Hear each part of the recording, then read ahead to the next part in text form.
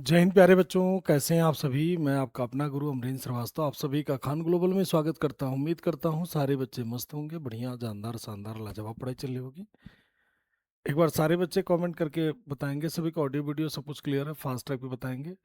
हाँ, जय हिंद बच्चा निजन, तबस्सुम, अंशु, स्मृति, हिमांशु, निर्जला, राधा, आकांक्षा, खुश, रागिनी, ऋषभ, मुरली, मिली, सिन्हा, आयुष, स्वाति, सभी को जय हिंद बच्चा, सभी को सुधांशु, सबको जय हिंद, सबको प्रशांत जी, रिमझिम जी, सभी को क्लियर है। Yes sir, all clear, very good बच्चा। अंकिता, अमृता, सबको जय हिंद। दीप्ति, निधि, चलो बड़ी प्यारी सी लाइन है, वहीं से क्लास को स्टार्ट करते हैं। कहते हैं ना, बुलंद हो हौसले, बड़ी प्यारी सी लाइन है, मस्त वाली लाइन है। कहते हैं बुलंद हो हौसले तो मुट्ठी में हर मुकाम है। बुलंद हो हौसले तो मुट्ठी में हर मुकाम है। मुश्किलें और मुसीबतें तो जीवन में आम है। जब भी हम कोई काम शुरू करते हैं तो देखो, मुश्किल तो आएगी आएगी बच्चा, मुश्किलें तो आएंगी आएंगी। जीवन में कोई ऐसा दिन नहीं है, कोई ऐसा काम नहीं है कि जब आप कुछ शुरू करो तो मुश्किलें और मुसीबतें ना आए। वो तो आना ही आना है। जब भी आप जीवन में कुछ स्टार्ट करोगे तो आएंगे आएंगे, ठीक है। जिंदा हो तो ताकत रखो बाजुओं में तैरने की, क्योंकि लहरों के साथ बहना तो लाशों का काम है। यदि आप जीवन के आम लोगों की तरह अपना जीवन जी करके खत्म कर लोगे तो आपकी कोई पहचान नहीं बनेगी। आप अपने घर में एक अपना यूनिक करने का ट्राई कर रहे हो, ये बहुत अच्छा लगता है कि जब आप आम लोगों की तरह नहीं, कुछ स्पेशल करना चाहते हो अपने समाज में, अपने लोगों में, अपने देश के लिए, कि मुझे कुछ अलग करना है। और इसके करने के लिए आपके बाजुओं में ताकत होना चाहिए। बाजुओं में ताकत का मतलब, ये बाजू में ताकत से नहीं होता है। बाजुओं में ताकत का मतलब आपके अंदर डेडिकेशन होना चाहिए, आपके अंदर काम करने का जुनून होना चाहिए, जज्बा होना चाहिए। तभी आप कर पाते हो, तभी आप अन्य बच्चों से अच्छा कर लेते हो, अलग कर लेते हो। कहते हैं ना, फॉर्म तो लाखों बच्चे भरते हैं, कुर्सियां भी उन्हीं का इंतजार करती हैं जो उसके योग्य हो। तो सही समय है, सही मौका है, आप अपनी योग्यता को दिखाओ। अपनी योग्यता को दिखाओ कि आप कुछ कर सकते हो, आप कुछ कर सकते हो, अच्छा कर सकते हो। तो अपना दिखाओ, डेडिकेट रहो अपने वर्क के प्रति, अपनी ईमानदारी से, कि जो घर वाले आपके ऊपर बिलीव करते हैं उस पर खरा उतरो, ठीक है। चलिए, तो हम लोग पढ़ रहे थे क्या, इंडस वैली सिविलाइजेशन हम लोग पढ़ रहे थे बच्चा। ये टॉपिक चल रहा था ना, आईवीसी। हम लोग पढ़ रहे थे क्या, इंडस वैली सिविलाइजेशन, यही चल रहा था ना आप लोगों का।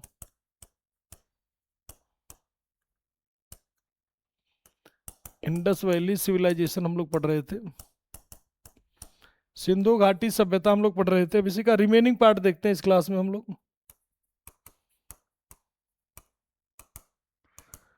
इसका कौन सा पार्ट हो जाएगा, रिमेनिंग पार्ट। चलो भाई, देखते हैं रिमेनिंग पार्ट में क्या होगा। तो हमने हड़प्पा पढ़ लिया था, हड़प्पा हम लोगों ने पढ़ लिया था, ठीक है, प्लेसेस चल रहे थे। अगला देखते हैं हम लोग मोहनजोदारो बच्चा।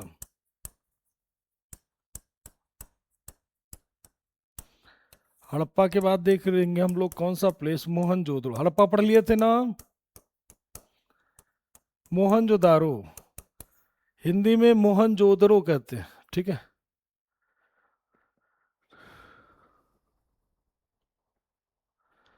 साथ साथ में नोट्स बनाओ, कोई दिक्कत नहीं।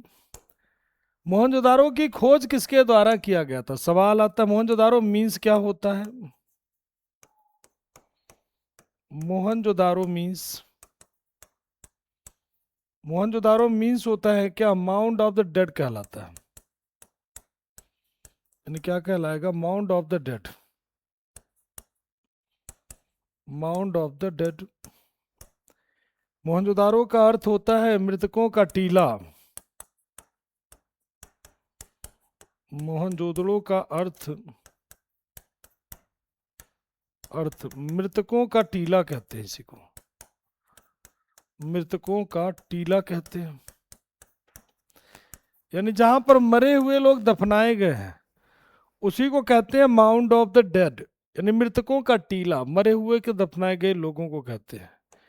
इसे एक और नाम देते हैं, इसे कहते हैं ओएसिस ऑफ सिंध। इसे कहते हैं ओएसिस ऑफ सिंध। क्योंकि सर ओएसिस ऑफ सिंध का अर्थ क्या होता है? सिंध का नखलिस्तान कहलाता है।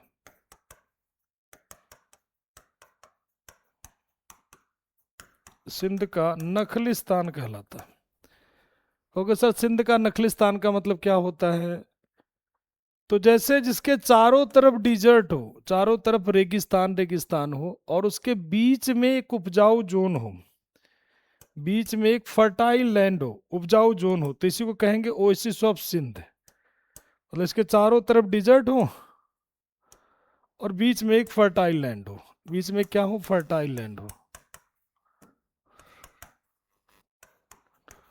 उपजाऊ भूमि हो, उसी को कहते हैं ओएसिस ऑफ सिंध। मतलब जिसके चारों तरफ डिजर्ट हो, बीच में एक फर्टाइल पार्ट हो, उसी को कहते हैं क्या? ओएसिस ऑफ सिंध कहलाते हैं। ठीक है,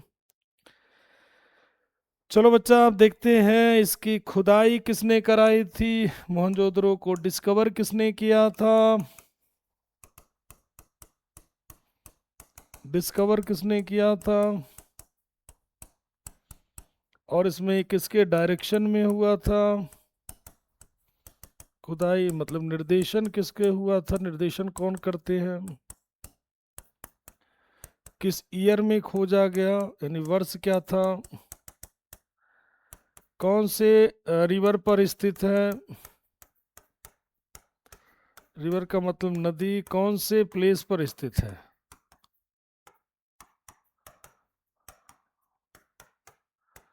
चलो अब देखो खुदाई किसने कराई थी, कौन से प्लेस पर, कौन से रिवर पर स्थित है।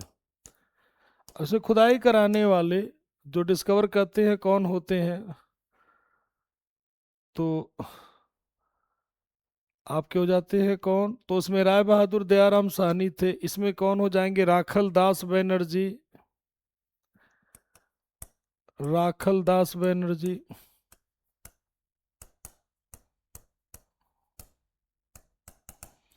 और कौन हो जाते हैं? मैके। और कौन हो जाएंगे? John Marshall. किसके डायरेक्शन में खुदाई होगा? जॉन मार्शल के डायरेक्शन में। यानी कौन बच्चा? राखल दास बनर्जी, मैके, और कौन हो जाएंगे? John Marshall. अब कौन से वर्ष में खुदाई होगा, तो ईयर होगा 1920 टू 1922 एडी। हड़प्पा कब खोजा गया था? 1921 में। कौन सी नदी पर होगा, तो नदी का नाम होता है कौन सा? इंडस नदी। और इंडस को सिंधु में कहते हैं, इंडस को कहते हैं हिंदी में सिंधु। ये सिंधु कौन से साइड में? तो राइट साइड। कौन से साइड में बच्चा? तो राइट साइड में। राइट को हिंदी में कहते हैं दहिना, तो दहिने तरफ में होगा। ठीक है, स्थान कौन सा होगा जहां पर खुदाई होगी? तो लरकाना, लरकाना सिंध पाकिस्तान में।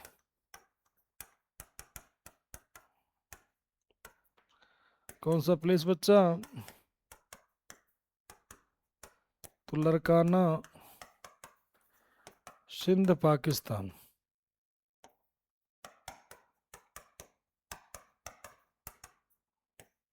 लरकाना सिंध पाकिस्तान में खुदाई हुआ था। ठीक है, लरकाना सिंध पाकिस्तान नोटेट सभी का। आगे बढ़े तो हड़प्पा के एक साल के बाद किसका खुदाई हो गया? मोहनजोदारो का। मोहनजोदारो का अर्थ होता है माउंड ऑफ द डेड, मृतकों का टीला। बहुत लोग जाते ही नहीं थे, कहते मरे हुए लोग हैं वहां, उन्हें दफनाया गया है। सिंध का नखलिस्तान खो कहते हैं इसी को। खोज करता राखल दास बनर्जी, मैके, जॉन मार्शल। किस साल में खोजा गया? तो 1922 में खोजा गया। कौन सी नदी पर है? तो सिंधु नदी पर है, सिंधु नदी के राइट साइड में है। कौन सा प्लेस होगा? लरकाना सिंध पाकिस्तान में। ठीक है, अब खुदाई में हमें क्या क्या मिल रहे हैं देखते हैं जनाब, खुदाई में क्या क्या मिलेंगे। चलो भाई, लग रहा ब्लैंक कुछ ज़्यादा ही ले लिया।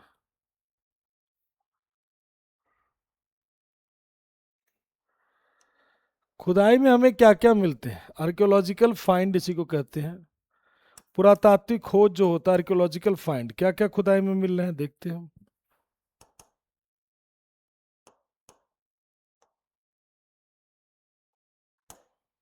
खुदाई में हमें क्या क्या मिलते हैं?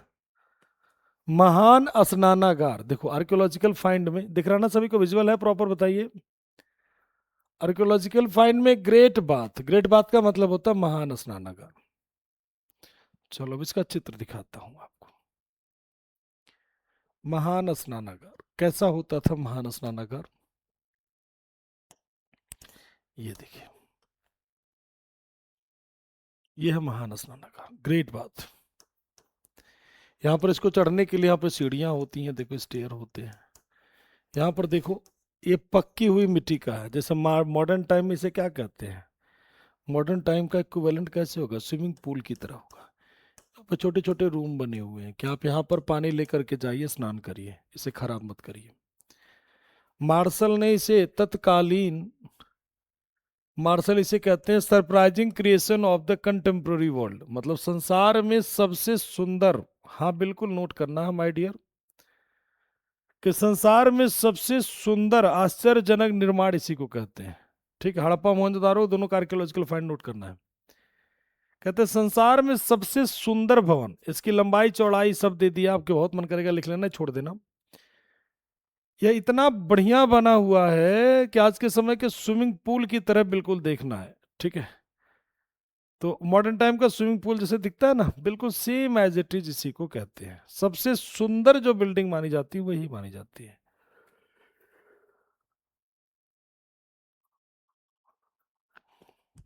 हाथी का कपाल खंड, एलिफेंट फ्रेगमेंट, हाथी का कपाल खंड भी मिला है यहाँ पर। मतलब किसके रूप में? हाथी का कपाल खंड। ध्यान रखेगा मिट्टी का बना हुआ है, वो मिट्टी का बना हुआ, टेराकोटा का बना हुआ। ठीक है, यानी किसका बना हुआ है? तो क्ले का बना हुआ।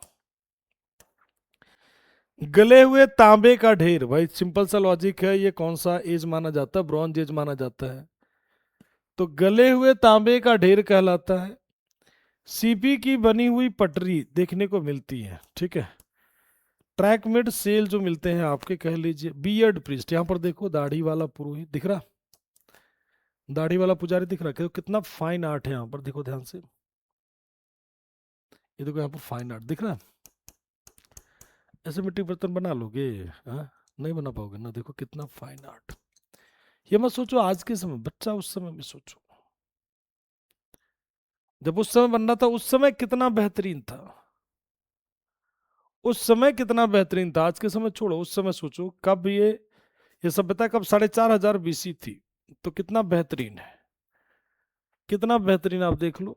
हाँ, नहीं मोदी जी नहीं है, मोदी जी अलग है भाई, मोदी जी अलग ही प्राणी है, वो अलग हिसाब है उनका।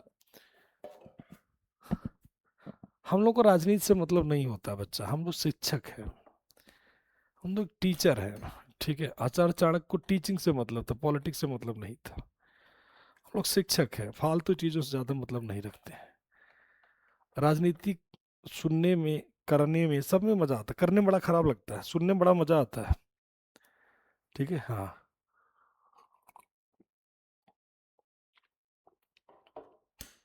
चलो आते हैं।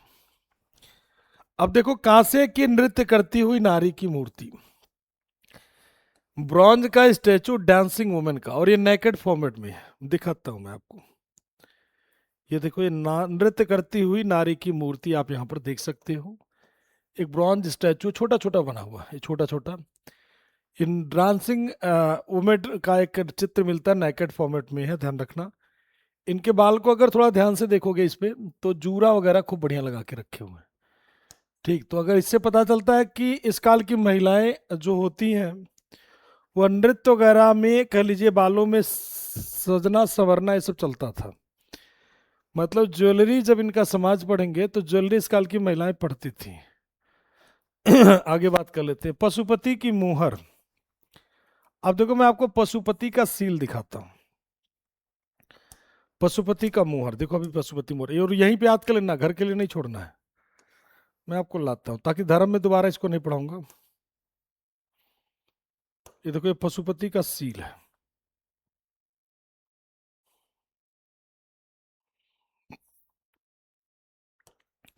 ये विजुअल है सभी को, बताओ विजुअल है सभी को। सीधे सवाल होता, पशुपति की मुहर कहाँ मिलती है।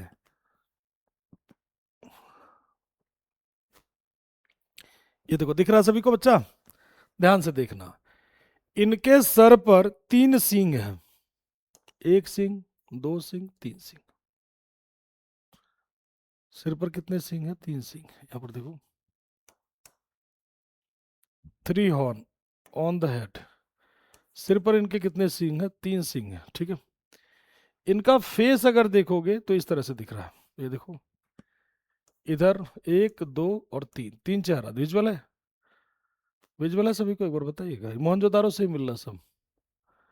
इनका 3 मुख है, 3 मुख वाला एक बैठे हुए हैं, 3 फेस है इनका। हाँ, 3 फेस दिख रहा है सभी को, ध्यान से देखना, मन की आंखों से देखो, ठीक है। देखो 3 चेहरा दिख रहा है बच्चा? हाँ दिख रहा है sir, yes sir, yes sir, yes sir, yes sir, yes sir. Neha, Anjali, सबके बहुत बढ़िया बच्चा।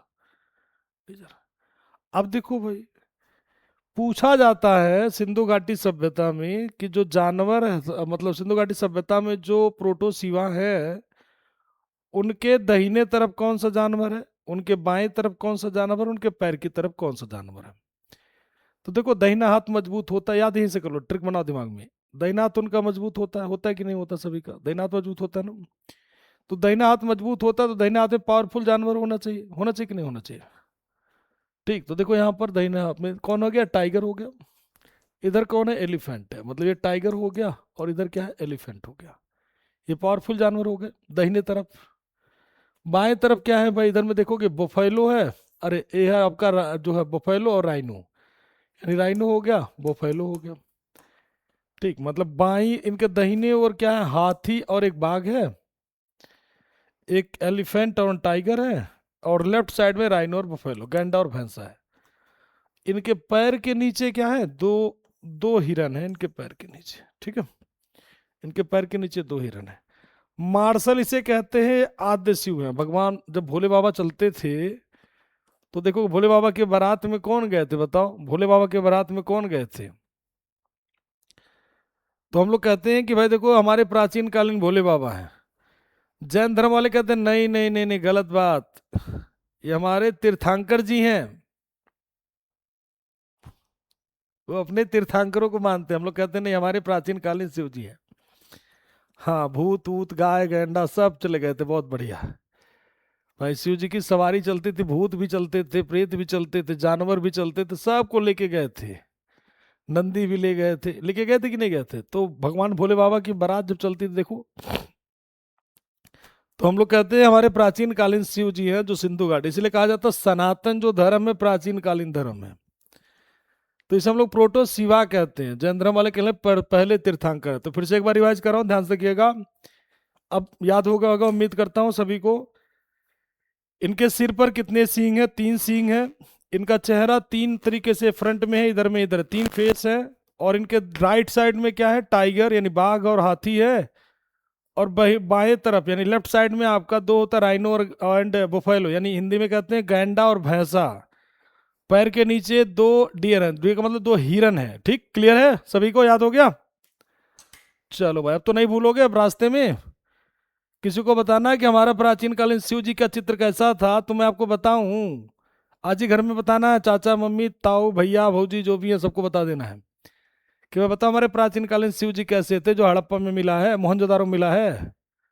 तो उनके 3 सींग थे, 3 चेहरा था, और उनके दाहिने तरफ में 2 जानवर था। याद हो गया सर? याद हो गया। बाएं तरफ कौन जानवर था? पैर के नीचे कौन था? चलो बहुत बढ़िया।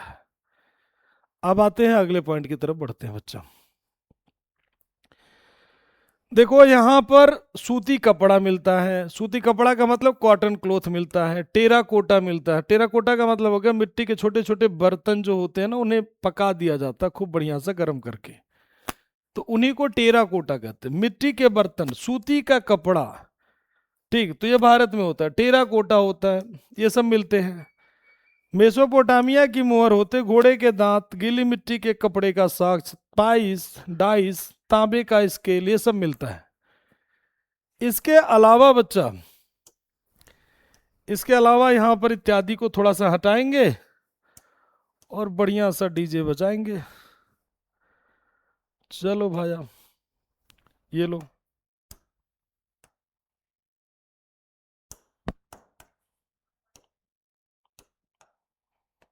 यहां पर लिखोगे ग्रेट ग्रेनरी, यानी क्या, बृहद अन्नागार। बृहद अन्नागार।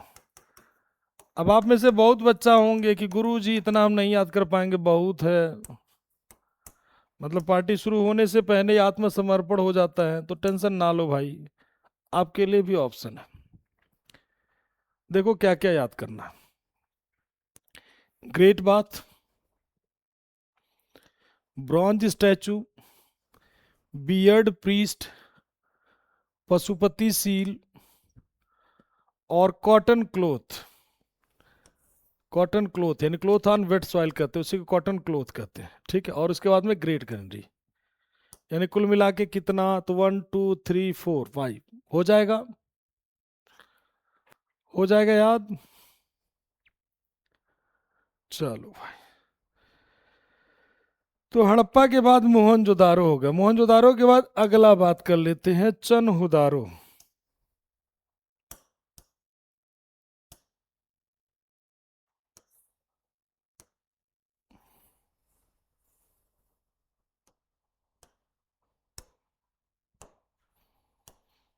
मोहनजोदारो के बाद अगला आता है क्या, चनहुदारो।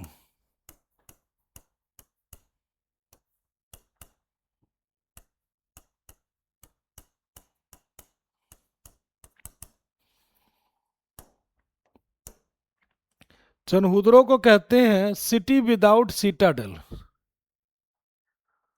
इसे कहते हैं क्या, सिटी विदाउट सीटाडेल, यानी कौन सा नगर, बिना दुर्ग वाला नगर।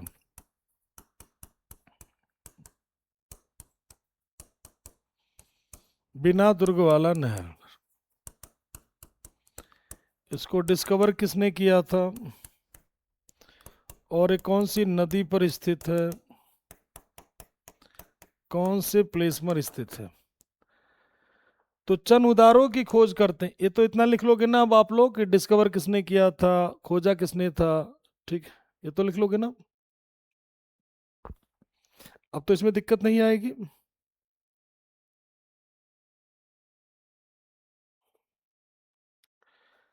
तो इसकी खोज करने वाले होते एनजी मजूमदार। एनजी मजूमदार इन 1931, और मैके ने इसे काम किया था इन 1935-36, ठीक है बच्चा। रिवर कौन सा हो जाएगा, तो इंडस रिवर, यानी मैके, और हो जाते हैं कौन, एनजी मजूमदार,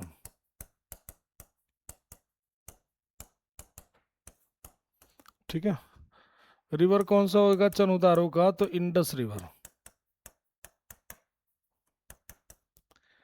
प्लेस कौन सा होगा, तो चनउदारो का जो प्लेस होता है वो नवाब शाह, सिंध, पाकिस्तान। एग्जैक्ट लोकेशन लिख लीजिए, नवाब शाह, सिंध, पाकिस्तान।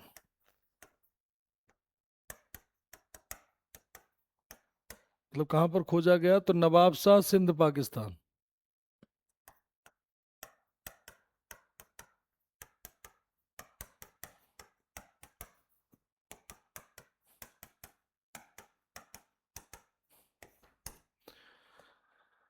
नवाब शाह, सिंध, पाकिस्तान, ठीक, हाँ। तो ये होगा आपका चनहुदारो। मतलब देखो तीनों बड़े बड़े प्लेस हैं, जो हड़प्पा, मोहनजोदारो, चनहुदरो, ये सब कहाँ पर है, पाकिस्तान में, ठीक है। यहाँ पर खुदाई में क्या क्या मिलता है, ठीक, लिख लिया सभी ने।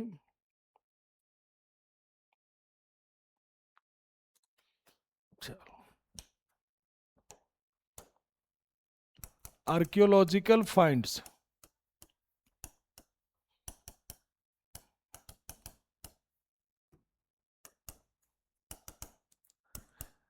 यानी क्या होगा, पुरातात्विक प्राप्तियां क्या क्या मिलते हैं। तो ये क्या था, सेंटर ऑफ बीड्स मेकिंग।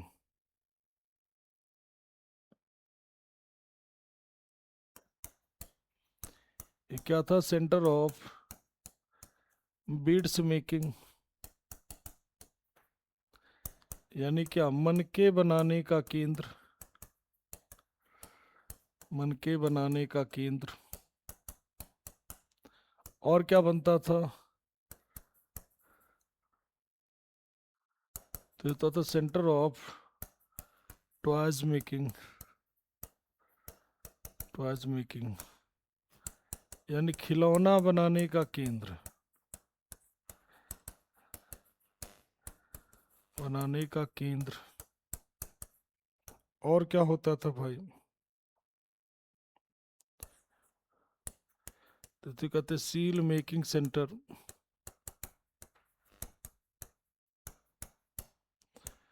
मुहर बनाने का केंद्र।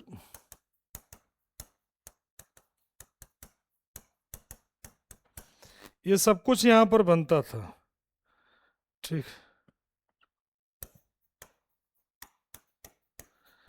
और क्या मिलता था, कॉर्वेट ब्रिक्स। कॉर्वेट ब्रिक्स का मतलब होता है बक्राकार ईंटें, बक्राकार ईंट। ठीक, footprint of,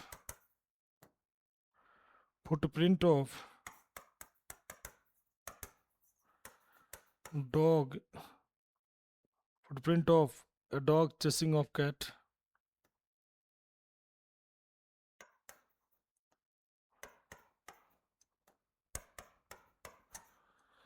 footprint of a dog chasing a cat।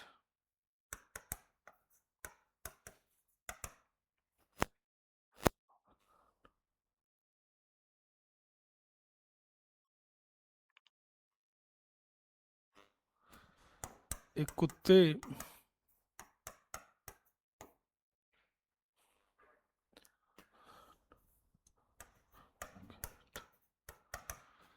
एक कुत्ते एवं बिल्ली का, बिल्ली का पद चिन्ह,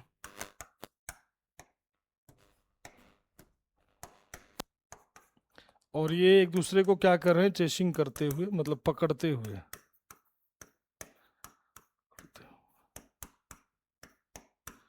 एक चेसिंग करते हुए इस तरीके से चित्र दिखाने को मिलता है। ठीक, और आगे बढ़े।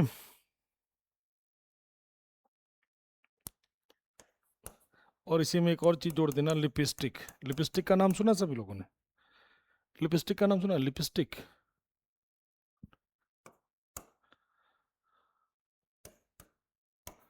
एटसेट्रा, लिपस्टिक को लिपस्टिक लिखेंगे ना, लिपस्टिक लिख लो यार, कोई दिक्कत नहीं है। ठीक है,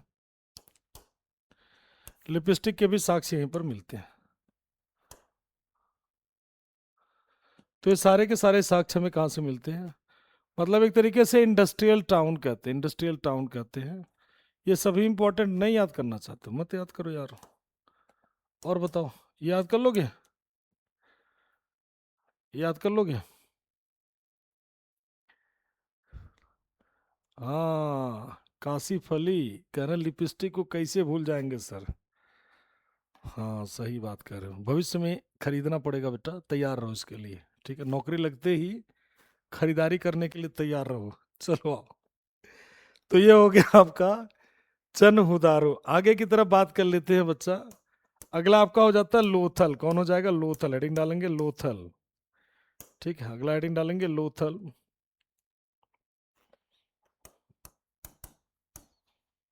अगला हेडिंग डालेंगे लोथल।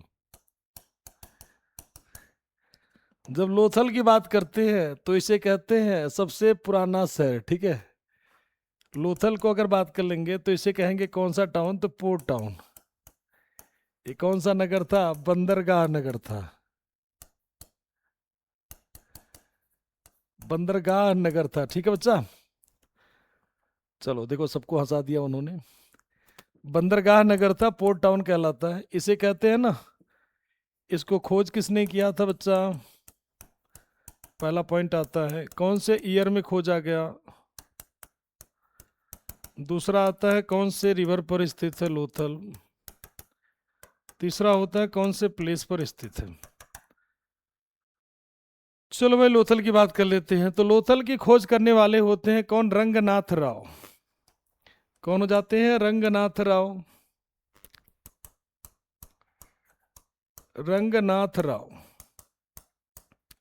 उन्हीं को एस आर राव भी कहते हैं। रंगनाथ राव खोलते हैं, हाँ ब्रैकेट में कर देना S R Rao, S R Rao, ठीक है। ईयर कौन सा होगा, तो 1957 में खुदाई करेंगे। नदी कौन सी हो जाएगी, तो भोगवा नदी हो जाएगी। कौन सा नदी हो जाएगा, भोगवा नदी हो जाएगा। कौन से प्लेस पर हो जाएगा, तो प्लेस आपका जो होता है कहां पर, गुजरात में बच्चों। कहां हो जाएगा, गुजरात में। अब सवाल आता है कि लोथल में क्या क्या मिलता है, कौन कौन सी चीजें मिलती हैं। ठीक, तो कई सारी चीजें लोथल में मिलती हैं, तो इसको देख लेते हैं थोड़ा सा, लोथल में क्या क्या मिल रहा है जनाब। इसे चूंकि यहां पर एविडेंस ऑफ कॉटन, कॉटन का एविडेंस भी मिलता है, तो इसे मैनचेस्टर कहते हैं इंडस वैली सिविलाइजेशन का। सिंधु घाटी सभ्यता का क्या कहते हैं, मैनचेस्टर कहते हैं। अब यहाँ खुदाई में हमें क्या क्या मिल रहा है। मैनचेस्टर किसके लिए प्रसिद्ध था भाई, कपड़ों के लिए। तो भारत का मैनचेस्टर कहलाता क्या, सिंधु घाटी सभ्यता। यहां पर क्या मिलता है, पर्शियन सील, यानी कौन सी मुहर, फारस की मुहर। यानी इससे पता चलता है कि इंडिया का व्यापार कहां पर होता था, फारस की तरफ होता था, तो इसीलिए पर्शियन सील यहां पर मिलता है। अब इसमें और क्या मिलता है, 3 कपल मुजोलियम, 3 युगल समाधियां मिलती हैं, मतलब 3 युगल, 1 2 3 ऐसे ऐसे। अब ऐसा तो हुआ नहीं होगा कि 3 के तीनों लोग एक साथ ही मर गए हों, महिला फीमेल, ऐसा तो कुछ हुआ नहीं होगा। और ये जो समाधि मिलती है ना, इनके ऊपर कुछ, कंकाल के ऊपर ऐसे कुछ लपेटा हुआ है। और जब किसी कंकाल पे कुछ लपेट करके उसे दफनाया जाता, तो क्या बनाया जाता उसे, याद करो जरा। इजिप्ट के पिरामिड्स में क्या है, मैंने बताया था, तो ममी। यदि आपके एग्जाम में पूछे कि ममी कहां से मिला है, तो आप क्या आंसर मार करोगे, लोथल मार करोगे। क्या मार करोगे, लोथल मार करोगे। ये पूछे मम्मी कहां से मिला है, हाँ तो मम्मी कहते हैं, मम्मी कहते हैं सभी का आंसर। तो मम्मी के एविडेंस बच्चा अगर पूछेगा तो लोथल आपको मार करना, दिमाग में आप लोग बिठा के रखिए, ठीक है। और क्या मिलता है ऐसे, डॉकयार्ड। डॉकयार्ड का मतलब हो गया गोदीवाड़ा। कैसा गोदीवाड़ा दिखता था, वो भी दिखा दे रहे हैं आपको चित्र में। तो गोदी जहाज निर्माण का स्थान होता था, जहाज के स्टे का स्थान होता था, रुकने का भी स्थान होता था। तो माना जाता है कि सिंधु घाटी सभ्यता के लोग जहाज बना भी सकते थे, रोक भी सकते थे। ये तो कोई डॉकयार्ड है, ये गोदीवाड़ा कहला है।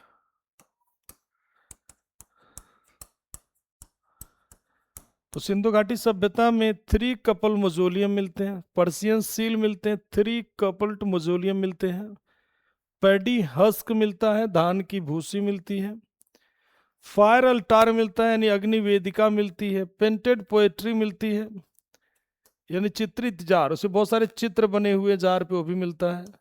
धान की भूसी हो गई, अग्निवेदी हो गई, चित्रित मिट्टी के बर्तन हो गए। घोड़े और जहाज का टेराकोटा, मतलब इससे पता चलता है कि लोग जहाज निर्माण से बढ़िया से फेमिलियर थे, कोई दिक्कत वाली बात।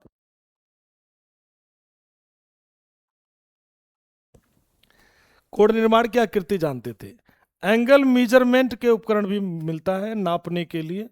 जैसे एंगल मेजरमेंट का उपकरण, आप सिंधु घाटी सभ्यता का जब नगर नियोजन पढ़ोगे ना, तो आपको समझ में आएगा कि संसार में सबसे एडवांस सभ्यता, ठीक, संसार में सबसे एडवांस सभ्यता कहीं की थी, तो सिंधु घाटी सभ्यता की थी। और पूरा का पूरा सिनेरियो आपको देखने को मिल जाएगा, ठीक, पूरा का पूरा सिनेरियो आपको देखने को मिल जाएगा कि कैसे कैसे नगर बने थे, क्या क्या था। तो मतलब ये अनुमान लग जाएगा कि वहाँ पे नापने वापने का सब टेक्नोलॉजी था उनके पास, मतलब हर एक चीज वो लोग जानते थे, ठीक है।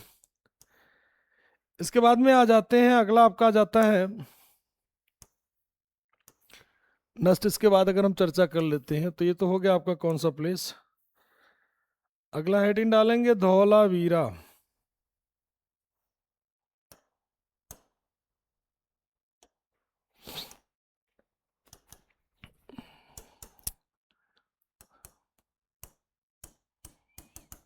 धौलावीरा,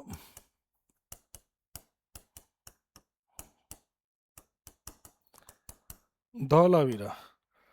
अब धौलावीरा को खोजा किसने था, सबसे पहला सवाल। इसको डिस्कवर किसने किया था, कौन से ईयर में खोजा गया, कौन से प्लेस पर है,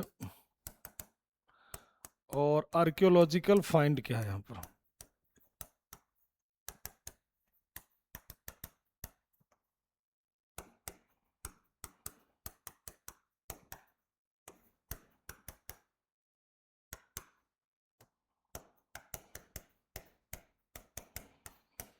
तो देखो धौलावीरा की खोज जिसने किया था वो कौन थे, जगपति जोशी।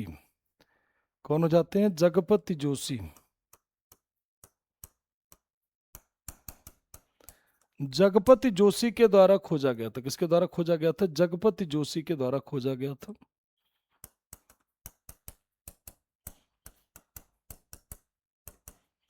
जगपति जोशी ने धौलावीरा की खुदाई किया था। ईयर अगर पूछेगा कि धौलावीरा किस साल में खोजा गया,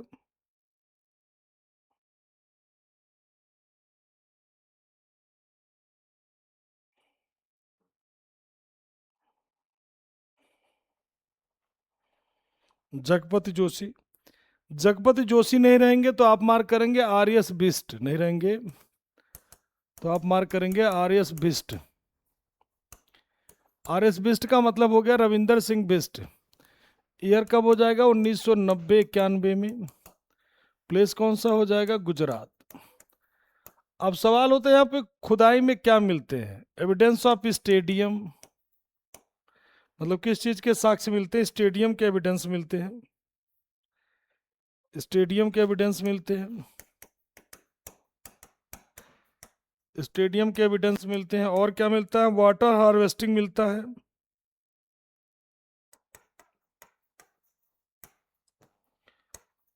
वाटर हार्वेस्टिंग सिस्टम,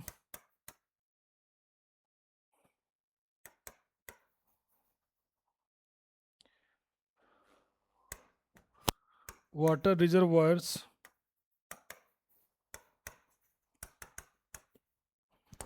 यानी जल संग्रहण तकनीकी। ये बहुत पूछा जाता है, बहुत ज्यादा, कि जल संग्रहण तकनीकी कहाँ से मिलता है, तो यहीं से मिलता है, ठीक है।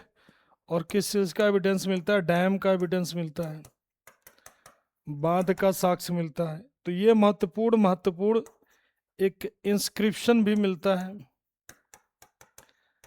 इंस्क्रिप्शन का भी साक्ष्य मिलता है, अभिलेख का भी साक्ष्य मिलता है कि कुछ लिखा है, प्रॉपर अभिलेख, एक अच्छा सा अभिलेख, एटसेट्रा कर लीजिए।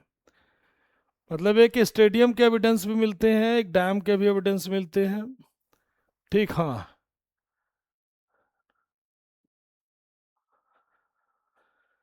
स्टेडियम के एविडेंस होंगे, वाटर रिजर्वायर रहेंगे, और आप कर लेंगे डैम के एविडेंस भी मिलेंगे, और आपके हो जाते हैं कौन, इंस्क्रिप्शन सिस्टम भी मिलते हैं। तो ये सारा का सारा आपका कहाँ से मिलता है, धौलावीरा से। हाँ, एक अलग तरीके का इंस्क्रिप्शन मतलब अभिलेख अलग टाइप का मिलता है। तो ये सारा का सारा आपका धौलावीरा से। इसके बाद आपका सबसे महत्वपूर्ण, सबसे ज्यादा पॉपुलर जो होता है वो कौन होता है, कालीबंगा। तो हेडिंग डालेंगे कालीबंगा बच्चा।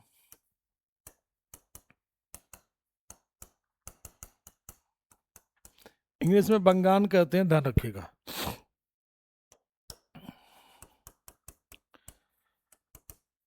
कालीबंगा मीन्स क्या होता है,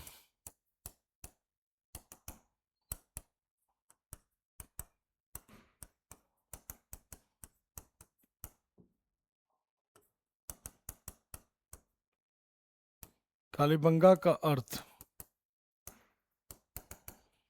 क्या होता है, पहला पॉइंट। दूसरा आपका, इसको डिस्कवर किसने किया था,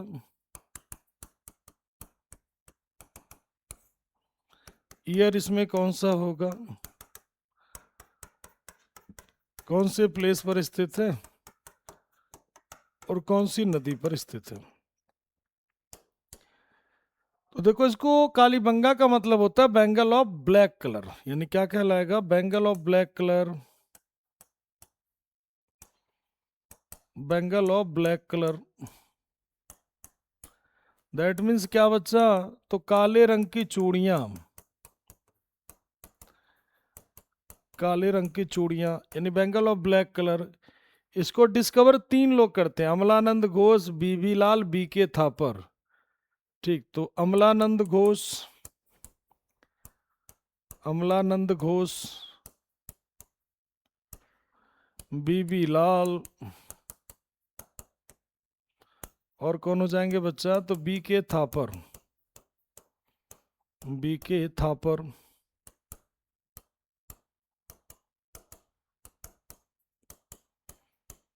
अमलानंद घोष,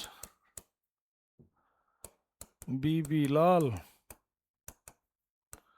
और कौन हो जाएंगे, बीके थापर। कौन से ईयर में खोदेंगे, तो देश की जब आज़ादी हो जाती है उसके बाद इसकी खुदाई होती है, किसकी, कालीबंगा की। यानी कौन से ईयर में, तो जब देश हमारा आज़ाद हो जाता है तब इसकी खुदाई होती है। यानी कौन से ईयर, 1953 में, 1953 में। और कौन से प्लेस पर स्थित है भाई, तो राजस्थान का नाम सुना है सभी ने, राजस्थान, राजाओं का स्थान जिसे कहते हैं। हाँ, तो राजस्थान में स्थित है, राजस्थान में स्थित है। कौन सी नदी पर है, तो इसको आज के समय कहते हैं कौन सा नदी, तो घग्गर नदी पर स्थित है।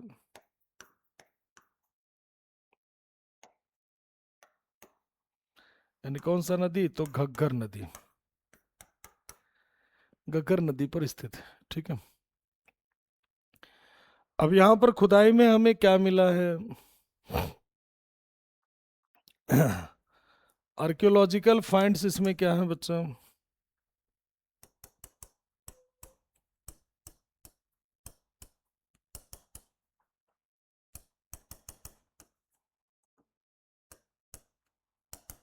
आर्कियोलॉजिकल फाइंड्स मतलब क्या हो गया, पुरातात्विक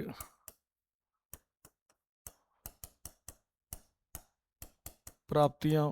क्या मिलती हैं भाई, तो कालीबंगा से क्या मिलता है, तो काले रंग की चूड़ियां। यानी कौन सी फैक्ट्री बच्चा, तो बेंगल फैक्ट्री। बेंगल फैक्ट्री का मतलब कौन सा कारखाना, चूड़ी कारखाना। ठीक, चूड़ी कारखाना मतलब खुदाई में फिर से देख लीजिए, कालीबंगा का मतलब होता है बेंगल ऑफ ब्लैक कलर, यानी कौन सा, तो काले रंग की चूड़ियां।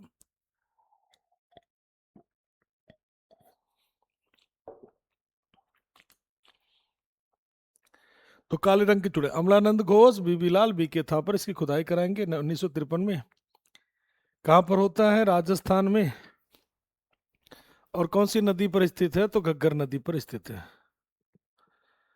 तो सबसे पहले देखेंगे क्या मिलेगा, बेंगल फैक्ट्री, चूड़ी का कारखाना, और किस चीज का, ऊंट, तो कैमल बोन्स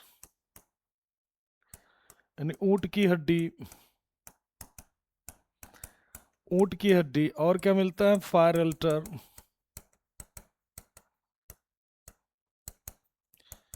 यानी क्या, अग्नि वेदिका। बड़े पैमाने पर अग्नि वेदी यहाँ पर मिलता है, इसे हवन कुंड भी कह सकते हो आप समझने के लिए। ठीक है, हाँ, ये सब अभी भी है सर, बिल्कुल बच्चा, ये अभी का ही है, ये बात के समय का नहीं है, अभी का ही है। ठीक है, ये अभी का है जो आप लिख रहे हो। इसके अलावा हो जाता है क्या आपका, ploughed field, evidence of ploughed field.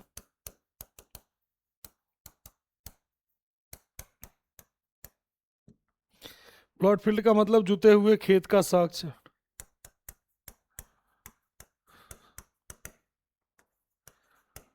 Evidence of plot field यानी जुते हुए,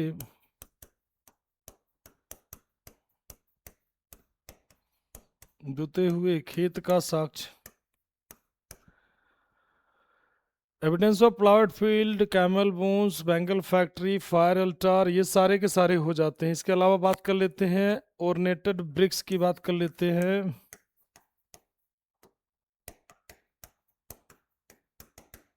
ओर्नेटेड ब्रिक्स यानी क्या, अलंकृत ईंटें,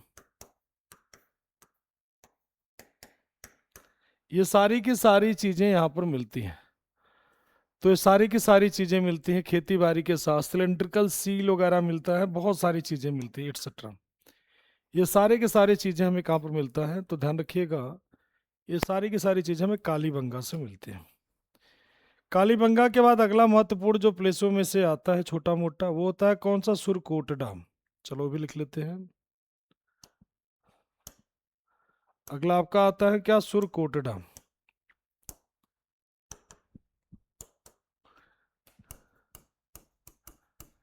सुरकोट डैम,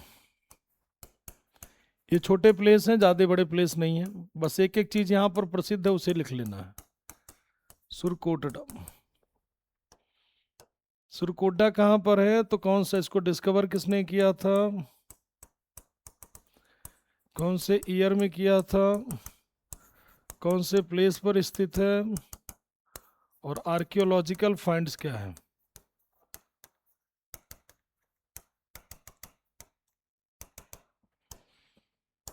तो देखो, जो इसको खोज करते हैं कौन, जगपति जोशी। सुरकोटा की खोज करते हैं कौन, जगपति जोशी।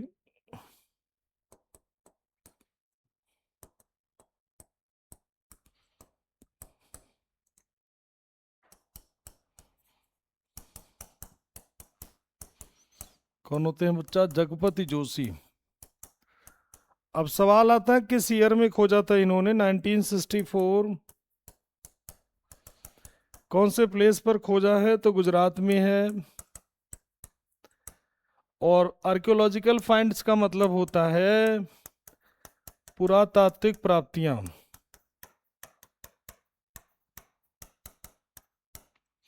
खुदाई में हमें आर्कियोलॉजिकल फाइंड में क्या मिलते हैं, तो ध्यान रखिएगा, सुरकोटरा से घोड़े की हड्डी मिलती है, हॉर्स बोन्स, यानी क्या, घोड़े की हड्डी। जो काम का है यही है, बस इसी को खाली लिखो। यही सीधे सीधे सवाल रहता है कि सुरकोटा, ईयर वर मत याद करना कि कब हुआ था, कब क्या हुआ था, बस ये याद करना कि यहाँ से कब मिला है, क्या मिला है, तो घोड़े की हड्डी मिलती है और कुछ नहीं। ठीक, नेक्स्ट आपका इसके बाद आ जाता है, ये सब हो गया आपके। इसके बाद अगर हम अगला बात कर लेते हैं, बनवाली।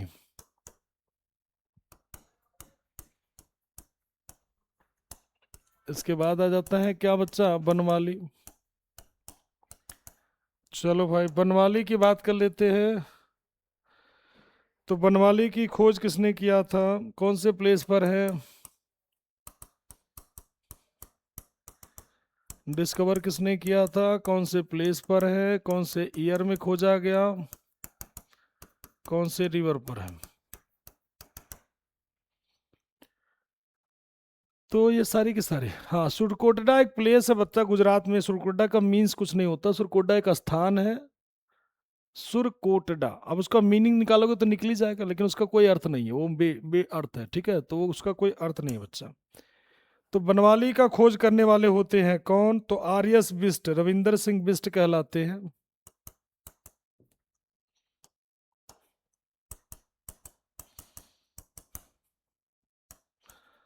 आर्यस बिस्ट,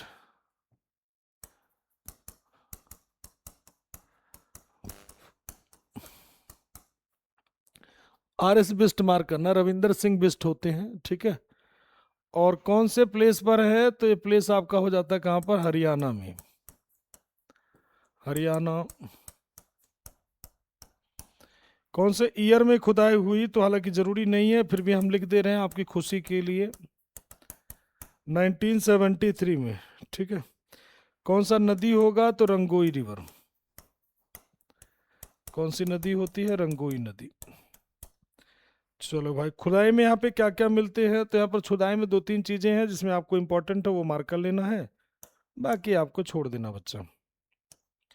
इंपॉर्टेंट में क्या है जिन्हें आपको मार्क करना है, तो आर्कियोलॉजिकल फाइंड्स में आ जाता है आपका, ये वाली सारी चीजें आ जाती हैं।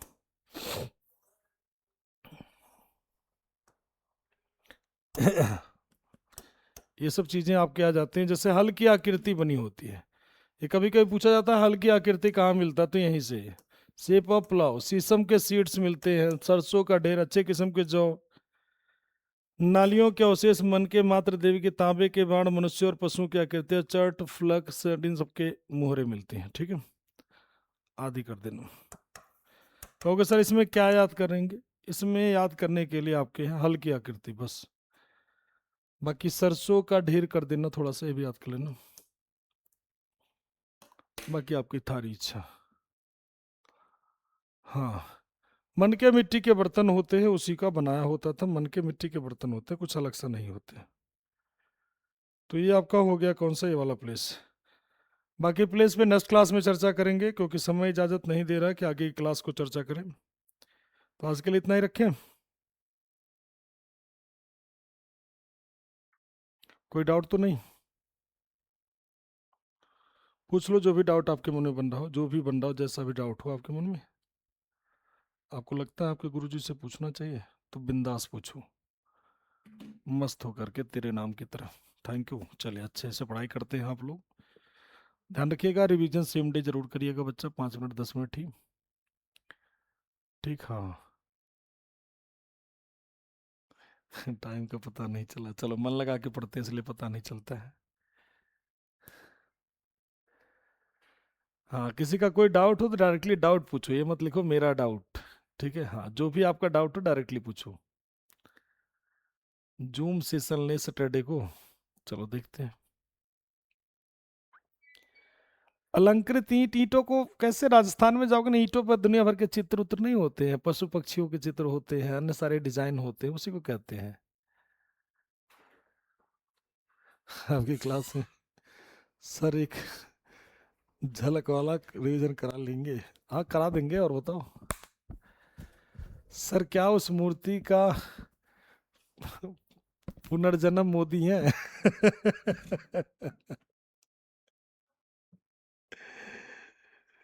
चलो अब किसी बाबा को पकड़ो तब तो पता चलेगा। ठीक है, ये तो नहीं पता बच्चा मुझे भी। हाँ बिल्कुल फिल कर सकते हैं। खुशी 27 साल है, ओबीसी से हूँ, सीजीएल का फॉर्म बिल्कुल बिल्कुल भर कर सकते हो, कोई दिक्कत नहीं है। मस्त होकर के तैयारी करो, पूरा जी जान लगा दो, झोंक दो अपनी सारी, जितना भी नॉलेज है आपके अंदर सब पूरी तरह से मन लगा के पढ़ो। हिस्ट्री बहुत बेस्ट है। चनहुदारों को कहते हैं सिटी विदाउट सीटाडल बच्चा, सिटी विदाउट सीटाडल कहते हैं। ठीक है, बिना दुर्ग वाला शहर है। वो बेसिकली इंडस्ट्रियल कैपिटल होती थी सिंधु घाटी सभ्यता की, वहाँ पर उद्योग बनते थे, वहाँ पे काम करने वाले लोग ज़्यादा होते थे। ठीक है, चलो आज के लिए इतना ही रखें। Thank you to.